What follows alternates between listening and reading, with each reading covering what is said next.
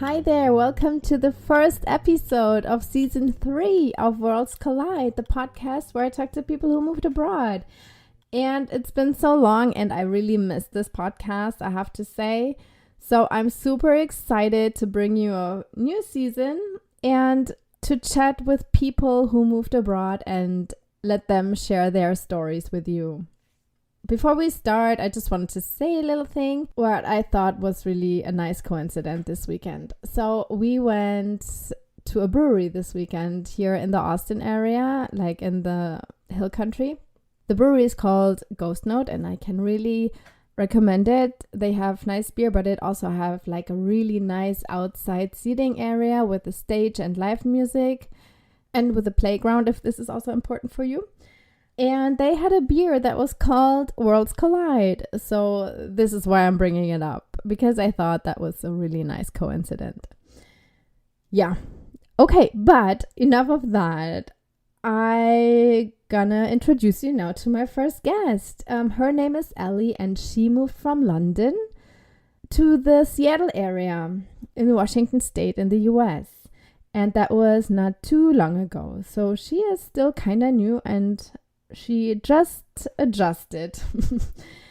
And so we talk about her first couple of months, how it's been settling in, also bringing over her business, learning to be an adult again in a new country, meaning like learning how the banking system is here, or like how it is to find out about the school system, how all these things work, and also how it is to move countries with a toddler.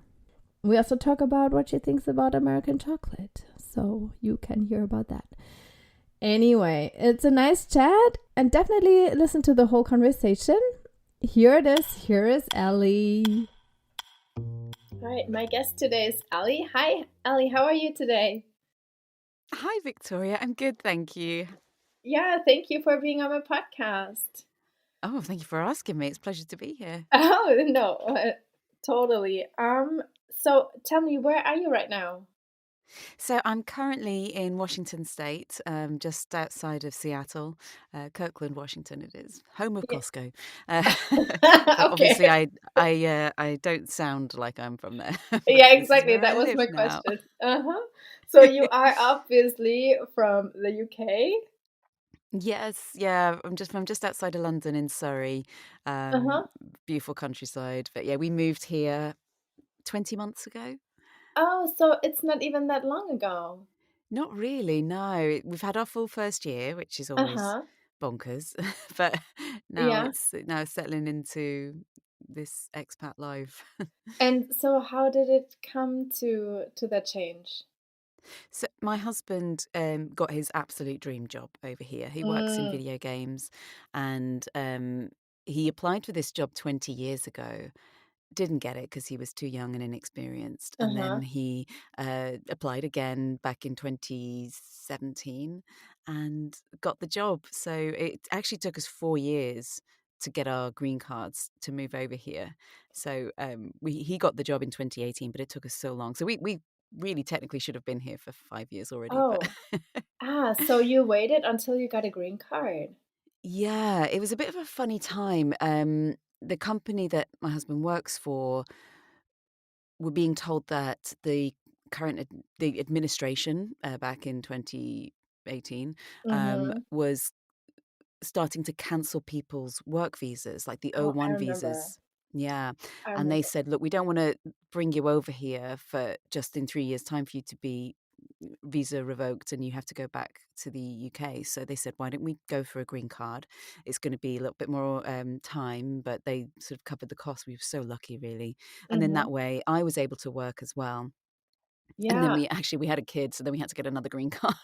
Okay. We in that time since him getting the job, we made a Uh-huh. human. So he Okay. then got a green card. But so it was really frustrating at the time because I just wanted to get over here and just start Mm, exploring and enjoying a different home. It was good in the end because now I can work over here. I think that would be so exactly. frustrating not being able to work Because when it's such a huge part of my life. Yeah, because that was one of my questions, because you sent me that your husband got a job and then you guys moved. And I know that if the husband works, you get usually some kind of H-1B visa or something like that, and then the Mm. spouse is not allowed to work. Yeah, and I've seen that. I've got quite a few sort of immigrant friends over here, and Mhm. it's often the same. With that, most of the women don't seem to work. They just kind of have the kids, but they're not able to work. And some of them came from like incredible jobs. Like there was one of my friends was a TV producer back in the UK, Oh, and wow, now yeah. doesn't work. And there's a few different people that have given up jobs that they loved to help support their husbands in their dream job. Yeah. And it can get a bit frustrating for them sometimes. I've got a friend of mine who said that her mother-in-law kind of insinuated that she was sort of doing nothing while her husband earned the money, and my friend was like, "Do you know what I gave up to Yeah. let my husband come over here? I'm supporting him in his dream. We're Yeah. supporting him in this life. It's not just sat around doing absolutely nothing, waiting for the husband to come home and give him some Right. pocket money. It's It's I'm exactly. helping him be over here. So yeah, I can imagine that's super frustrating. So I was really glad because I was self-employed back in the UK, and I'd built up a business, and I was really proud of my business, and I didn't want to really give it up. And although I would have done, if because I just knew how much this meant to my husband, and I knew it'd be a beautiful life over here for us, I think it would Mhm. have really affected my mental health not being able to work. Yeah. Yeah, I can. So what is your business? So it's a bit of a weird one. I'm a voiceover, Uh-huh. or a voice actor. So I basically do the voices for commercials, corporate brand films, e-learning. A lot of it is the very unglamorous stuff that you don't really hear, Okay. in-store messages and telephone messages and stuff like Right. that. Uh-huh. Occasionally, I get to do fun things like video games and animations, Okay. but yeah, most of my work is sort of corporate and commercial work. Ah, And okay. I'd worked really hard for 5 years before we moved here. I'd built my business up, and I was successful and incredibly happy. It was my dream job, and so it would have been so hard to give that up. And is this something that you can just do remotely? Because you send your work over, I mean, you Yeah, a have a lot of the studio time. there. Yeah, sometimes I do self-record, so I'll just record by myself. I'll give 2 or 3 takes and send it to the client, and they can choose which one they like or come back with Mhm. me any feedback. Or sometimes I'll do directed sessions. Now, in America, they don't really want a British voice for a lot of things still. So I still actually work mainly in the UK and Europe, Mhm. which does mean an awful lot of getting up at like 4 a.m. to Oh, do okay, to do sure. recording sessions. Like I do regular work with this Italian company, and we always book in at like 5 a.m. or 4:30 in the morning, and we'll Oh, record together and then send that off. But that's fine. I don't mind it really. I'm a naturally early riser as it is, so and I get to get all my work done before everyone's got out of bed. It's yeah. nice. And you also just mentioned that you have a child now. And was Yes. this like, did you worry about it more when you had the child to move over to the US? Because, I mean, there are so many aspects: school system, no family around to support, daycare is so expensive, all this. It was a real worry. I mean, we originally were moving over before we had him. Mm-hmm. And so I was just looking forward to exploring and going out on adventures, going Right. hiking and drinking in fancy bars in Seattle and all Yeah. that. And then Yeah. and then we had a baby in 2019. So he's nearly 5 now. And everything changed then. I was oh my gosh, and the guilt, I'm taking my little boy away from everything he knows. I'm taking him away from his gran, who he just absolutely loves his grandmother, Mm-hmm. and she loves him. They're thick as thieves, and now I'm what 6,000 Yeah. kilometers away from them. Uh-huh. So that was a real worry for me. And then I don't know about you, but I felt like I had to learn how to be a grown up again over here. Like I had to learn banking and how the post office works and how the school Mm, system works and all these things that were just naturally in my head in the UK because I grew up with it right. it was suddenly really alien and basic things. And I found that really frustrating when I first moved, like the amount of forms I had to fill out Mm-hmm. and trying to find. I think I went through 3 daycares before I settled on one that I liked, because Right. trying to find a daycare whilst you're miles away. The one I signed up for, it wasn't in a great place for us. We weren't able to Mm-hmm. get there very easily, so we cancelled that one. And then I didn't realize that there's waiting lists from birth in this Yeah. state for everything. Yeah. So Yeah. I was like, oh no, now I've got to find a school. And I had no childcare, and like you say, no families, no one to look Right. after, no one Exactly. to rely on. And actually, I took a real hit when I moved here, and I suffered quite badly from anxiety from the minute I landed. It wasn't something I'd really Oh, experienced before, but I'd find myself in supermarkets, stood in front of all of the tinned tomatoes and thinking, this is too much. I can't. This is such a big decision, and I don't know what I'm right. doing, and Right. I have a Right. tiny life to worry about, and it's constant. He was 3 when we moved, so he was being 3, which is, Yeah. if It's not any my parents out there will know what 3-year-olds are my like. son right now is 3. Oh So my! yeah, Do you know what? it's Thoughts and prayers. It's so tough. it's I mean, such a 4 weird is age. slightly easier, but oh my gosh, 3 was such a tough age It is. because. It is always because I remember when my daughter, she's now 7, but when she was 3, I was complaining the whole time, like how complicated she is. And now They're he's the so same. It's unreasonable. like, oh my God, like seriously, stop Yeah, you making big can't deals. reason with them, but they all have opinions. Oh my gosh, yeah, it was tough. Yeah. I struggled really badly, like trying to find schools. That we ended up going to a Montessori school over here. Montessori here was very different to the Montessori daycare that he was in England, which was all Hmm. just cute and not too strict. But Montessori here is really strict with its rules.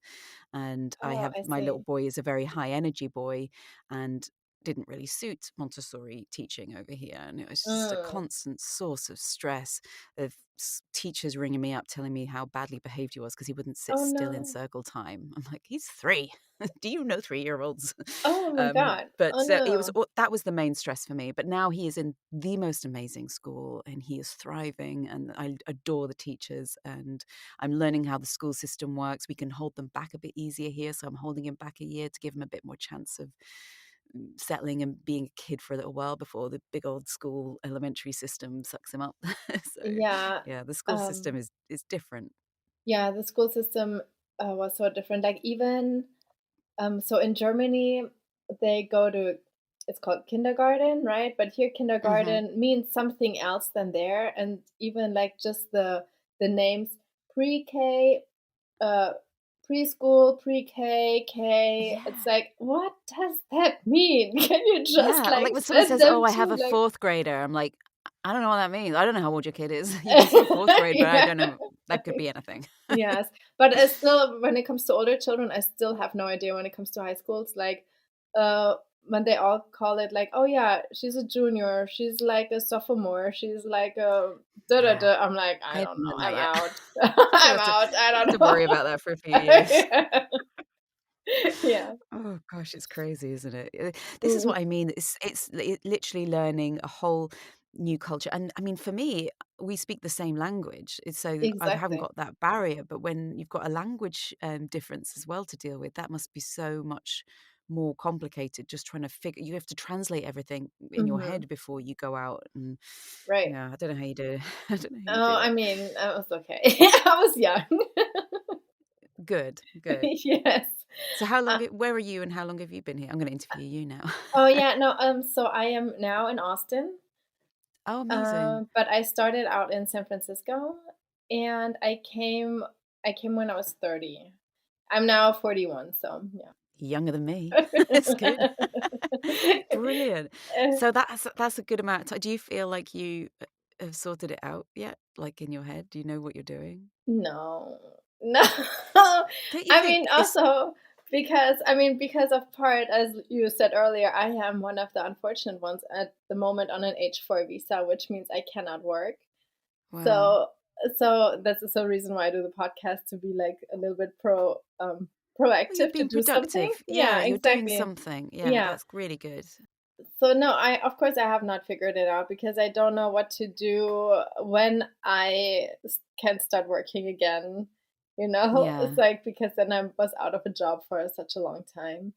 That's it. And And then you got that big hole in your resume and you have to, yeah, it's really y- tough. yeah, so I mean, I think like you can probably, I mean, it's not like empty because I also, whatever, I have small children, so I mean, like time-wise, it kind of works, so I have a little That's bit more good. time to be with the kids. Yeah. But like still, it was never like my idea of being just a stay-at-home mom. I always wanted to be like, whatever. I wanted to work. I wanted to do something, was not Yeah. like, that was I not think it's the good when thing. you have like you're creating this podcast, so that's really great.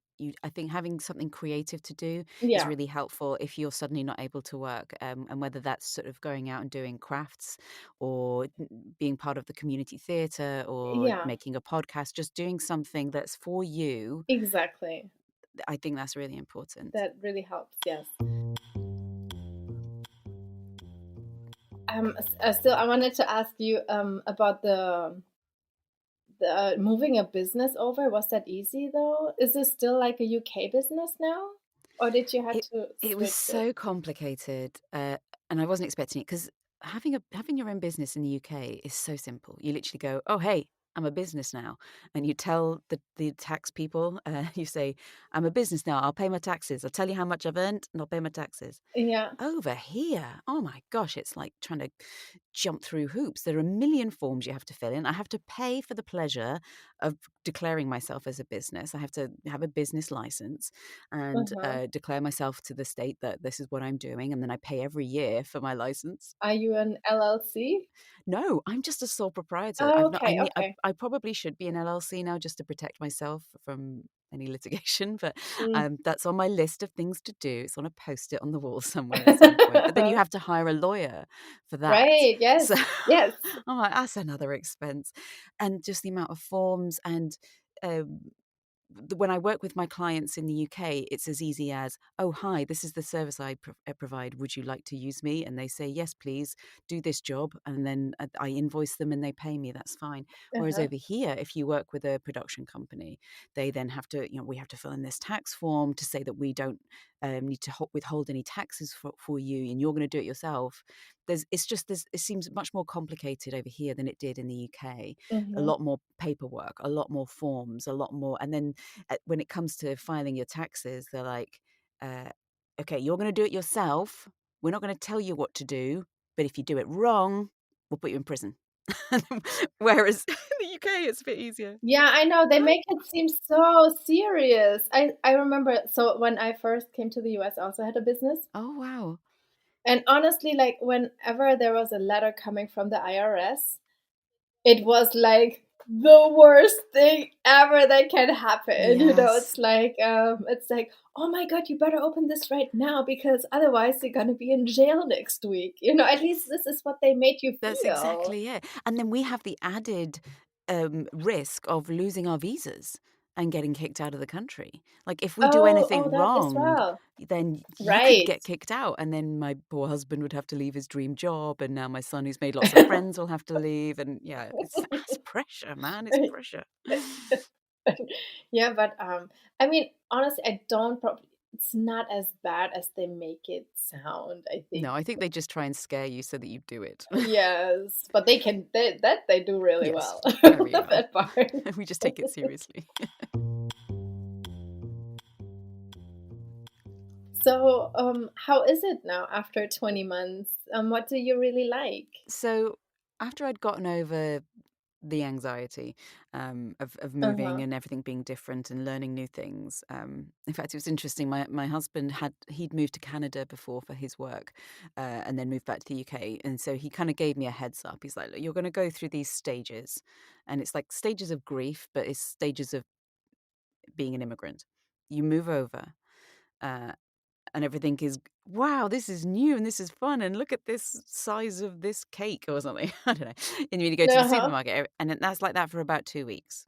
And then after that, it's sudden crippling. What have I done? This is all different, and it's not a holiday. I'm not here for vacation. This is serious, and I miss my friends and I miss my family, and then that can last quite a lot. And Uh-huh. then you start to hate everything. The postal service is weird, and why is banking so Right, right. hard, and all this stuff. You go through all that, and then suddenly maybe about 8 months down the line, you're just suddenly driving down the road, and you go, "Oh, I live here, and this is fine. I can kind of get by." Okay. And that's exactly what I Okay. did. So after maybe about 9 months, I'd say, I settled in, and it helped that the summer came, and the summer in Washington State is just beautiful.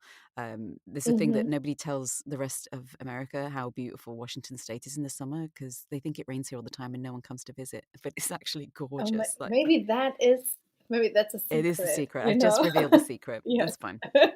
And that having that summer, and then we started making friends. I put out on a Facebook group of in the community. Oh, hi, I'm new here from the UK. I'm looking for rainy day stuff to do with my son. Can anyone give any suggestions?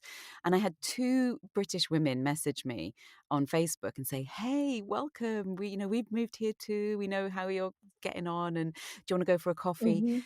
And I started making a little community of British friends over here who, because I Uh-huh. think Oh, yeah.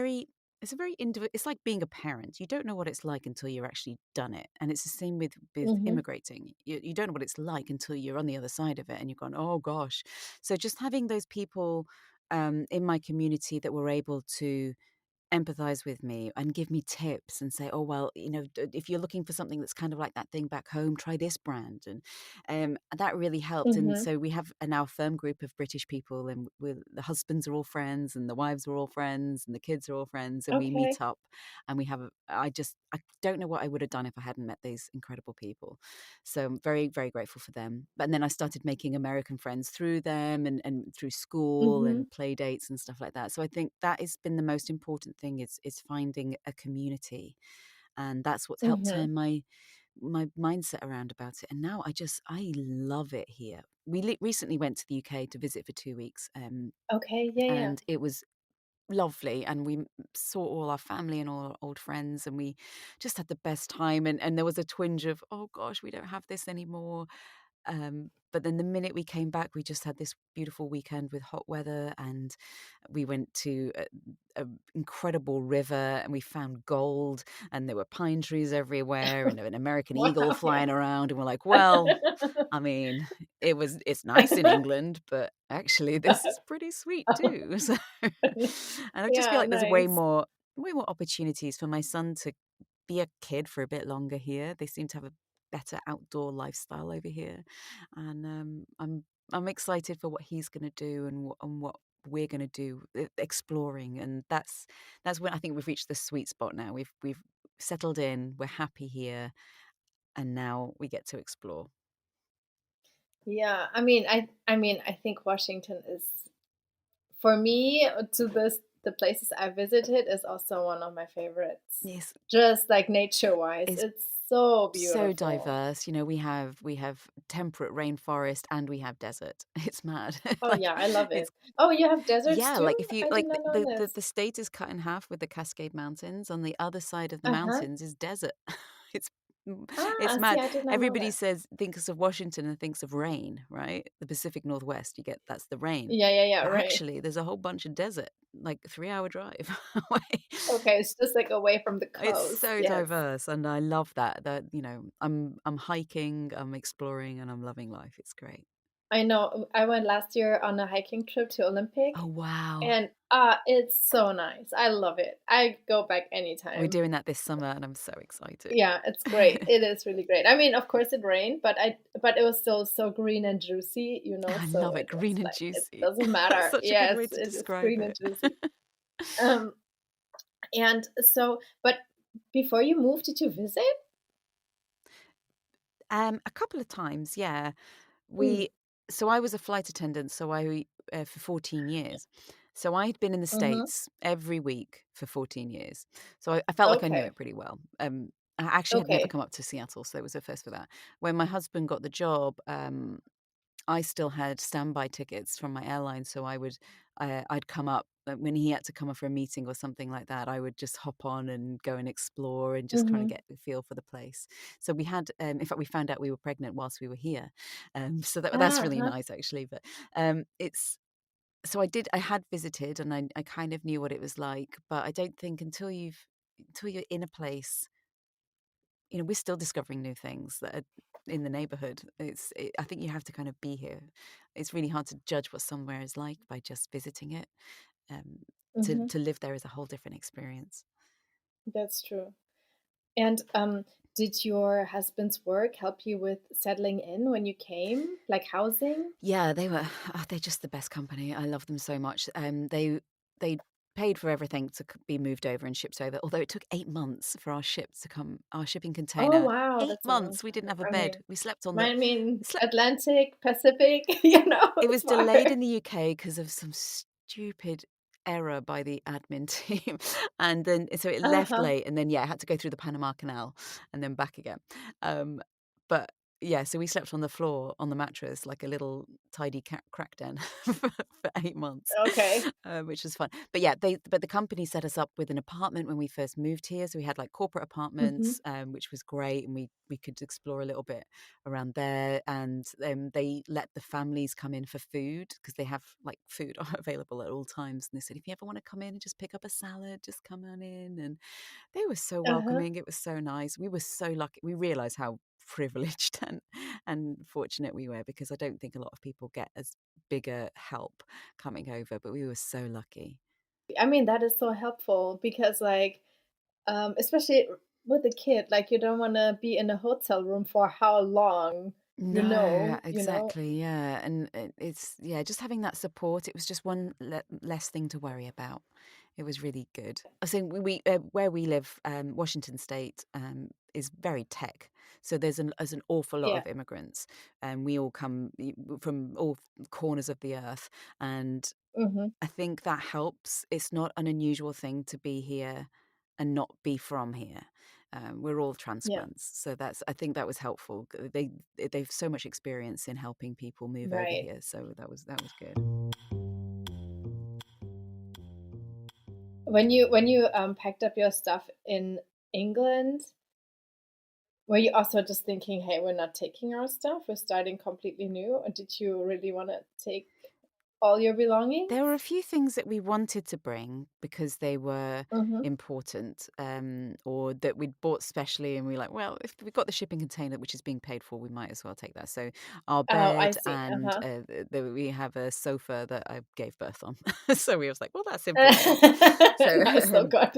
so we have that, Yeah. and there was some art that we'd bought in the UK that we really wanted to have over with us. Mhm. We did pack up some stuff like kitchen stuff. We sold a lot of our stuff or gave away to family. A lot of our furniture, some other like Uh-huh. pieces of furniture we gave away, or we sold. I went to. I don't know if you have them in Germany or over here, like car boot sale. I guess it's like a yard sale, but Ah, it's yeah, yeah. everybody outside with their cars, and you just have all your stuff out the boot of your car, out the trunk of your car. Ah, I don't know. okay. I don't know. I Yeah. don't think there's a thing over here with that. But yeah, I went to a car boot sale and I sold all our stuff, which was great. Right. Because we didn't want to take anything that we didn't need. But even then, Right. when the shipping container arrived, because we'd been here for 8 months already, I had to buy cutlery. I had to buy some more pans and things that I thought, well, I can do a couple of Yeah. weeks without that. If it comes over quickly, then, we'll be in the corporate apartments and it won't matter. But the minute we moved into our own Yeah. home, we needed stuff. We needed to sit somewhere. We needed to eat off something, especially having a kid. We didn't want to have him too disrupted. So, yeah, we ended up buying stuff, and then when the shipping container arrived, I gave away all that stuff as well. So, Right, yeah, right. Sure. And, is there anything that you don't get used to? I think the only thing that I can't get used to, but also don't think about that much, is the gun thing. And I think especially having a Mm. kid. So there was a few times in the last year that I've had uh, alerts on my phone saying one Oh. time the school was on lockout, I think. because Oh, there lock was, out. basically there was a gunman in the area. He'd robbed the local Starbucks, and and so he was in the area, and the police were searching for him. So they locked all the doors, and that was it. Um, Yeah.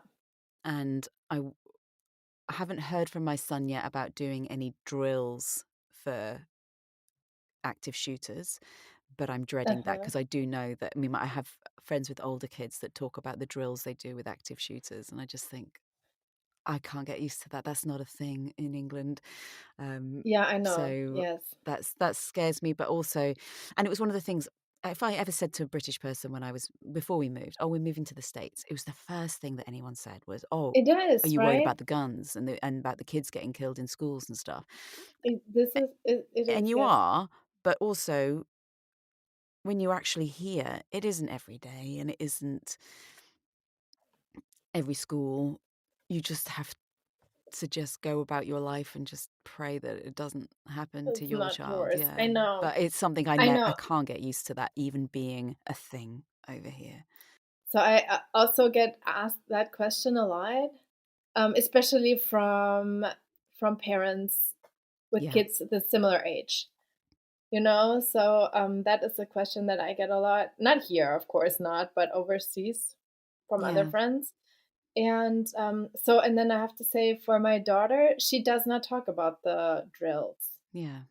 So I know sometimes when I talk to the other parents that they are happen, but it's just normal. I mean, it's sad to say, but for her, it's just I normal. think You that's know, the it's thing. like, Yeah. If for us, it's, oh my gosh, that's got to be traumatic. But for them, because yeah, they yeah, yeah. just do it every so often and it's the same as a fire drill or an earthquake drill or whatever, then it's And absolutely I'm fine. sure when they do it now, when it's hopefully, and that stays like it, just a drill, then the teacher is there and it's like, hey, let's just barricade the door. You know, Yeah, she does it with a absolutely. friendly voice, Yeah. probably not that it's like panicky Let's hope so.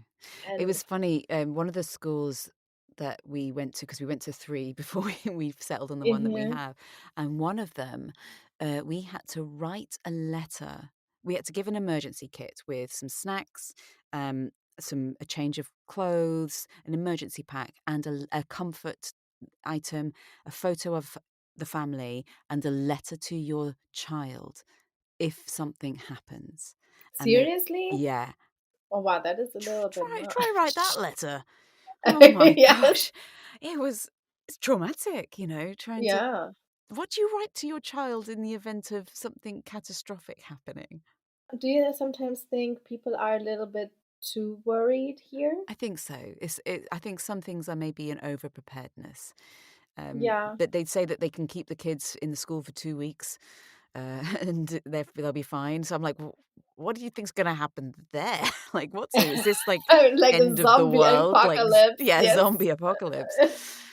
I guess they're prepared for anything, but yeah, that I can't get used to either. Yeah, I know. Sometimes I think that too, and I always wonder, it's like, why is that? It's like either too much media, I guess I don't so. know, like it's too much whatever bad things on TV, or I don't know, or sometimes I'm like maybe it's all that suing, that everybody's getting could be sued I all the guess so. time. Yeah, they want to be prepared.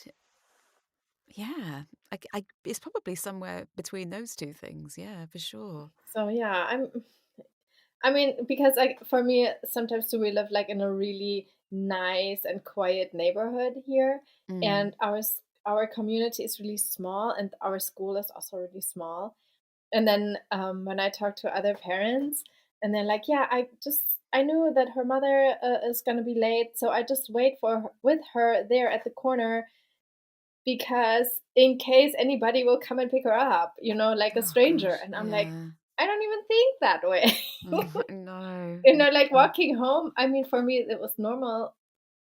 If I was by myself on the way home from after school or something like this, it was nothing special. It Yeah. was a lot of kids did that. Like even if I talked to my husband, he worked after school as a first grader or Yeah. as a second grader. He worked by himself, and it was like I don't know. A lot of kids did that. It I was think it is nothing. a case of, we have so much more awareness of global news all the time now, and it's a constant barrage of bad news.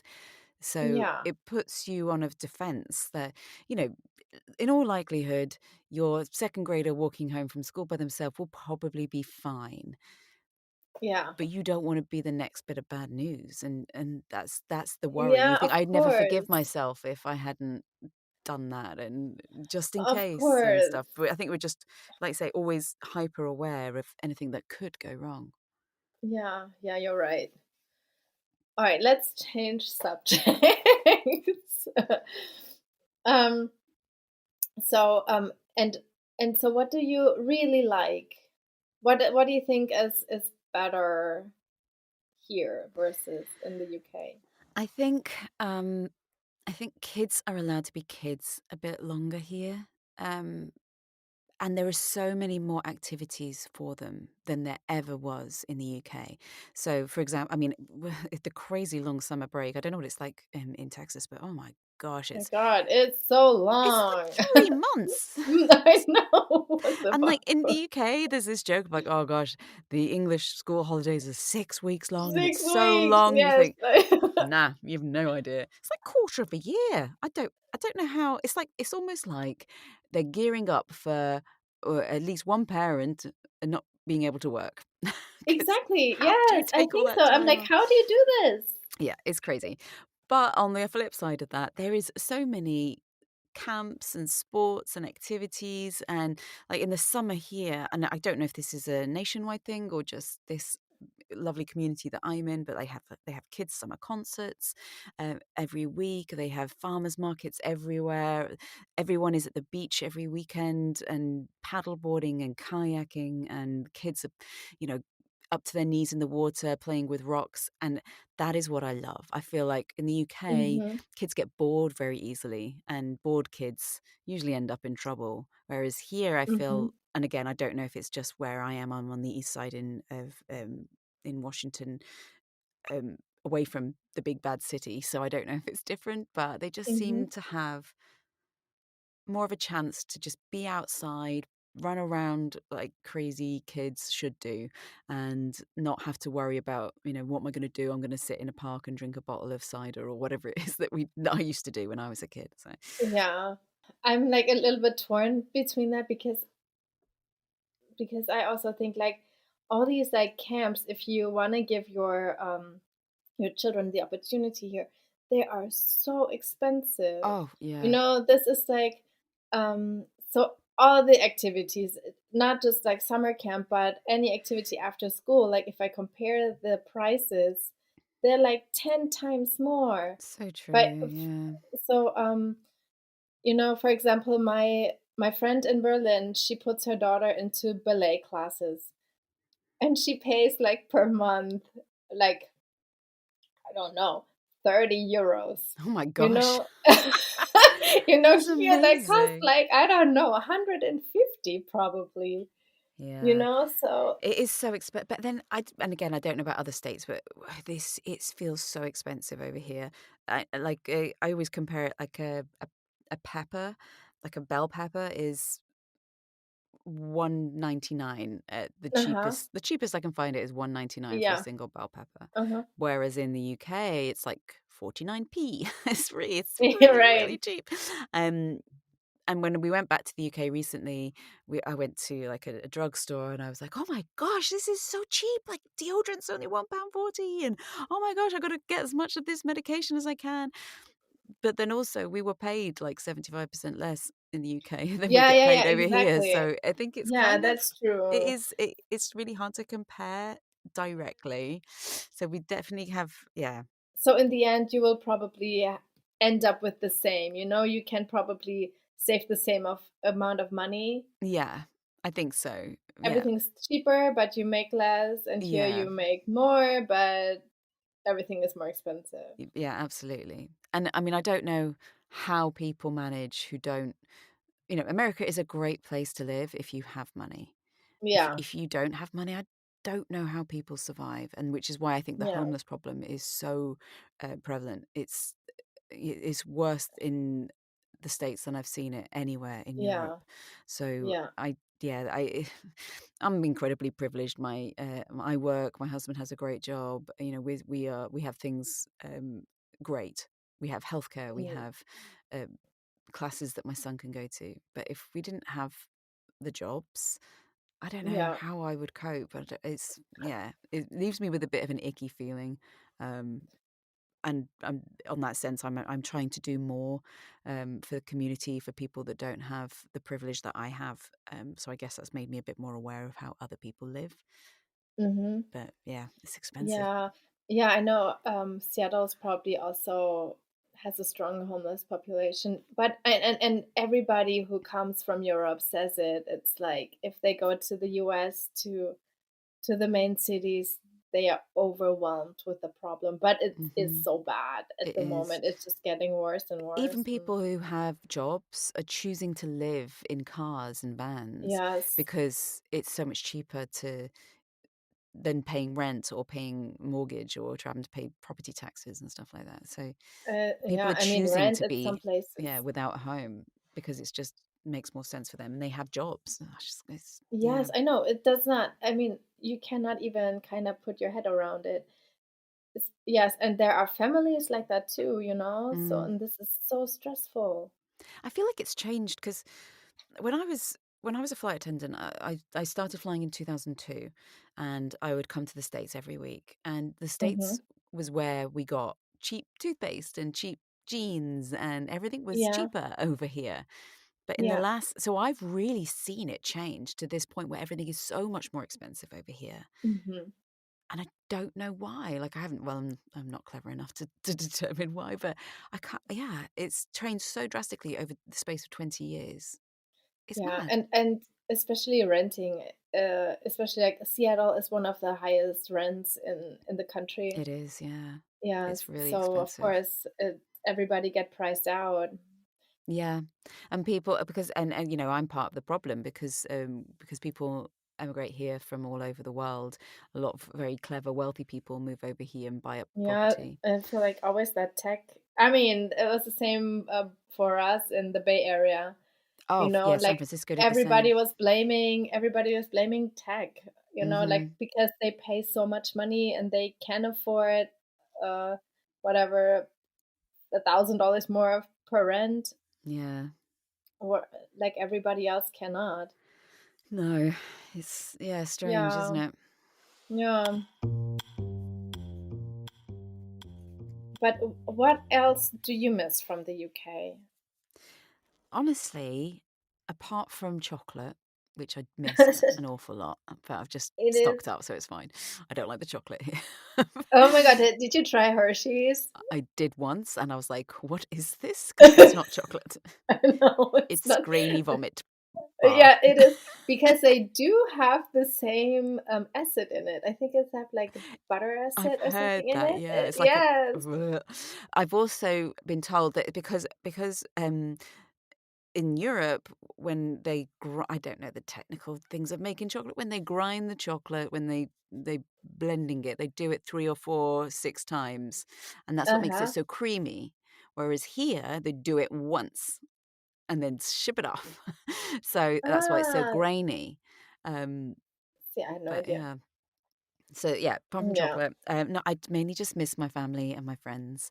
It's the Yeah. people. I mean, we're lucky that we live in this era where we can FaceTime and video call with people, and it's not you're not so far away. But I miss, especially with the time difference. There'll be something like I'll do something, Mm-hmm. something will happen. I've got great news. I'm like, oh, I want to tell my mom or my best friend, and then I'm like, oh, they're in bed, so I Yeah. can't.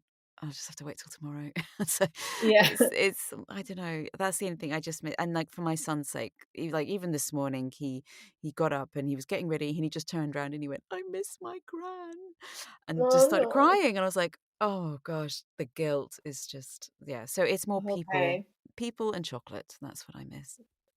Have you had like a lot of visitors yet We've from been home? so lucky. Yeah, we have. My parents are retired. And Mm-hmm. my mum came 4 times in the first year Oh, because she Oh, said oh she wanted to wow. help us settle in. So Yeah. that was amazing. And my dad came once, and Uh-huh. then we've just had quite a few visitors of people who are like travel. Like we had a friend stay recently that were going up to Vancouver for a holiday, so they said, "Why don't Sure. we come down and stay with you for a few days?" And that was really nice. So we have been really lucky. And it does help having people come to visit, Yeah. and just hang out and pretend to be back in the UK, or just Yeah. being together, really having family. That's been really helpful. It also helps when you are in a place where people go visit anyway, If you go to Yeah, whatever, you live in the Seattle area, then yeah. there are like a lot of other places to go, like go down the whole West Coast, Exactly, yeah, something like yeah, this. and people can just easily fly. I had a friend who was visiting her family in San Francisco, and she's like, "I'm just going to take a little flight up to see you," and it Sure. was really nice. And also, I still Yes. have a lot of flight attendant friends, so Oh, yes. so occasionally they're like, "I'm in for one night, so let's go for a drink." So that's really nice Nice. as well. Yeah, that is nice. No, I think always it's a different depending where you move to. Like if you would have moved to Kansas City or Yeah, something, in the you middle of probably, yeah, Colorado or you somewhere. probably, Yeah. yeah, then would not be so many people. Like for us, it was also like when we lived still in the San Francisco area, we had friends all the time. Yeah. And then we moved to Austin, and then it's like, oh, we like didn't have a visitor in 3 years. Besides, like your mom, Yeah.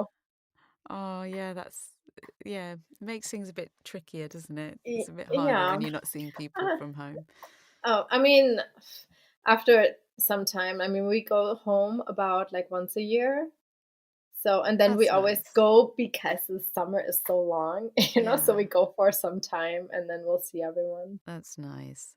And do your kids were born here, weren't they? So do they have Yeah, they American were born here. accents? Yeah, they have American accents. I Yeah. mean, my son only speaks English. My daughter speaks both. She speaks to us in German, but Oh, to everyone else lovely. in English. But my son, no, he does not speak so much German. No. Isn't it funny? My son is starting to get an American accent because he was Oh only yeah, he 3 when he does. moved here, Yeah, and yeah, yeah, yeah. he says like water and things like that. So, but when we went back to the UK, I was shocked at the amount of adults mocking him. Like Oh they'd go, "Oh really? my gosh, you said water," and I'm like, "Are you seriously bullying my 4-year-old? This is not cool." Yes. Uh, but Yeah, I mean, it changes so much, just like the influence from all the other kids around. It's it. It's their peers, isn't it? What I find interesting, Yeah. I've got a couple of British friends who have older kids, so who were like maybe 17, and they were born in the UK but moved over here when they were about 4. When Uh-huh. they speak to us or other British people, they have a British accent, slightly Americanized, but a British Okay. accent. But then they'll literally turn to the waitress and be like, yeah, can I get a Coke? Can I get fries, burger?" Okay. And it's like just they switch between two accents. And I find it fascinating. It's like having two Yeah. different languages. Yeah, yeah, true. Yeah, I think I got all my questions. Thank you so Amazing. much. Oh, no, it's my pleasure. Oh, Thanks for chatting. it That was was so much fun. nice. It was nice just having a chat with you. Yeah. It's just a chat.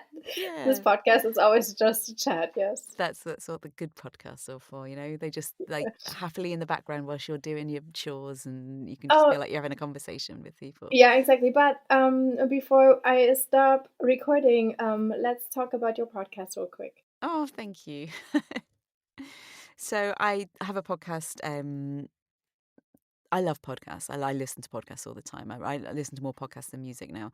And Me too. last year, as part of my job as a voiceover, I narrated a true crime podcast talking about European crimes, and I just found the whole storytelling of that really interesting. Being an Hmm. observer, but being invested in this story, and I thought, oh, I'd love to do that. I wish I had some stories to tell.